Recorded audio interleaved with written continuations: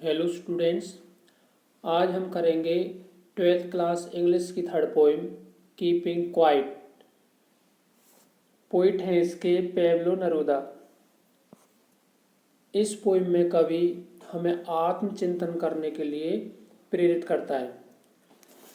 कवि हमें कहता है कि now we will count to 12 and we will all keep still. कवि कहता है कि हम 12 तक गिनती गिनेंगे और सभी शांत हो जाएंगे।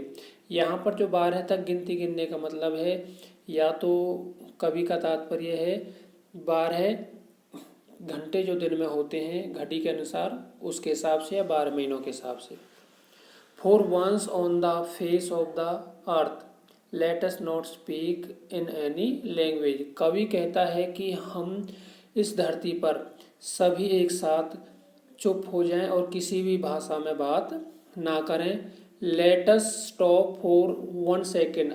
कवि आह्वान करता है कि आओ कुछ देर के लिए चुप हो जाते हैं, रुक जाते हैं। And not move out arm so much. और कवि कहता है कि हम अपने हथियारों को और ज़्यादा यूज ना करें। आर्म्स का मीनिंग हथियार होता है। It would be an exotic movement. अगर ऐसा हुआ तो ये एक बहुत ही विचित्र क्षण होगा। विदाउट रस विदाउट इंजन्स। ना किसी प्रकार की भागदौड़ होगी और ना ही किसी प्रकार के इंजन का शोर सुनाई देगा। We would all be together in a sudden strangeness. और पूरी दुनिया में हम सभी एक साथ एक अजीब अवस्था में पहुंच जाएंगे। अचानक होने वाली स्ट्रेंजनेस हमें देखने को मिलेगी। Fishermen in the cold sea would not harm whales. कवि कहता है कि यदि सब एक साथ ऐसा करेंगे तो जो मछली पकड़ने वाले जो लोग हैं समुद्र में, वो भी थोड़ी देर के लिए रुक जाएंगे। कवि का तात्पर्य यहाँ ये है कि लोग पशुओं को, जानवरों को तंग करना बंद कर देंगे। And man gathering salt would look at his hurt hands. और जो मजदूर अपने रोजी रोटी के लिए समुद्र में नमक इकट्ठा कर रहा है, वो भी थोड़ी देर के लिए रुक जाएगा और वो सोचेगा कि उसने क्या पाया, क्या खोया, और अपने लिए भी वो कुछ केयर करेगा, अपनी परवाह भी करेगा। Those who prepare green Wars. और जो लोग ग्रीन वॉर्स कर रहे हैं, अर्थात यहाँ पर कवि कहना चाहता है कि जो लोग प्रकृति को नुकसान पहुंचा रहे हैं। Wars with gas. और जो लोग तैयारी कर रहे हैं गैसों के माध्यम से लड़ाई लड़ने की। Wars with fire. और वो लोग जो तैयारी कर रहे हैं हथियारों से लड़ने की। Victory with no survivors. कवि कहता है कि वो हो सकता है वो जीत जाएं, परंतु उनकी जीत ऐसी होगी जहां उनसे जनता राज करने के लिए नहीं मिल पाएगी, जिस पर वो राज नहीं कर पाएंगे, क्योंकि बहुत ज़्यादा विनाश हो जाएगा इन हथियारों से। Would put on clean clothes. कवि कहता है कि यदि वो थोड़ी देर के लिए रुक जाते हैं तो लोगों की सोच बदल जाएगी। पुट ऑन क्लॉथ्स का मीनिंग कपड़े पहनना भी होता है, और यहाँ पर पुट ऑन क्लॉथ्स का मतलब है सोच बदलना, नई सोच बनेगी। And walk about with their brothers. और जो ब्रदर्स का मतलब यहाँ पर है जो एनिमी थे, अब वो एनिमी से अगर हम लड़ाई नहीं करेंगे तो उन्हें भी अपने भाई मानेंगे। तो कवि कहता है कि जब हमारी सोच बदल जाएगी, नई सोच आएगी, तो हम किसी को अपना दुश्मन नहीं मानेंगे, सभी के साथ हम भाई जैसा व्यवहार करेंगे। और वॉक करके अर्थात उनके पास हम खुद मिलने के लिए जाएंगे। इन द शेड, शेड में बैठ जाएंगे। And doing nothing. और कुछ नहीं कर रहे होंगे, सिर्फ आत्मचिंतन कर रहे होंगे। When I want should not be confused। कवि कहता है कि जो ये स्थिति आएगी उससे कंफ्यूज होने की ज़रूरत नहीं है। With total inactivity.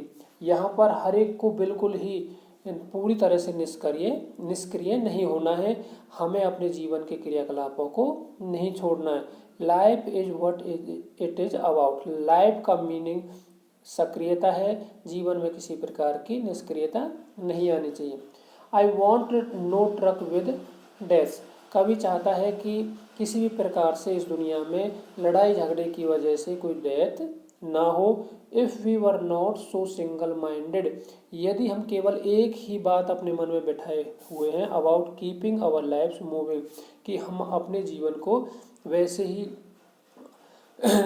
उधेड़ बुन में ही जीते जाएं, अर्थात हम अपनी केयर ना करें, ना दूसरों के बारे में अच्छा सोचें, तो हमारा जीवन बेकार है।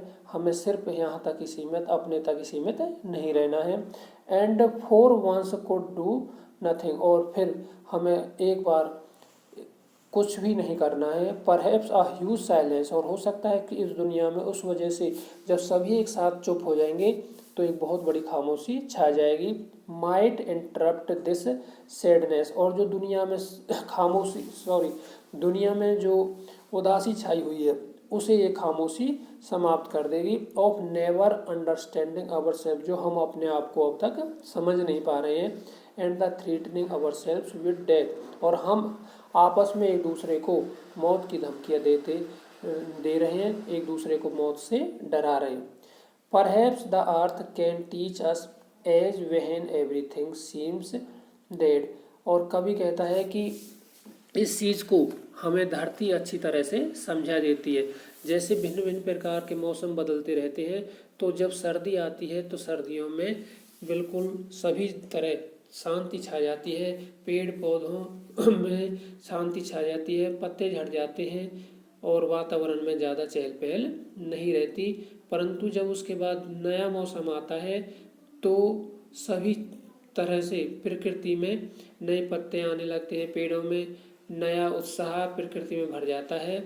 तो इसी तरह कवि यहाँ पर मैसेज देना चाहता है कि यदि हम कुछ देर के लिए रुक जाएंगे और आत्मचिंतन करेंगे कि हमने क्या खोया, क्या पाया है, क्या हम गलत कर रहे हैं, क्या हम सही कर रहे हैं, तो जो थोड़ी देर के लिए रुके हैं उसके बाद हम बहुत अत्यधिक उत्साह के साथ अपने जीवन के लिए अच्छे कार्य करेंगे, अपने जीवन को जिएंगे।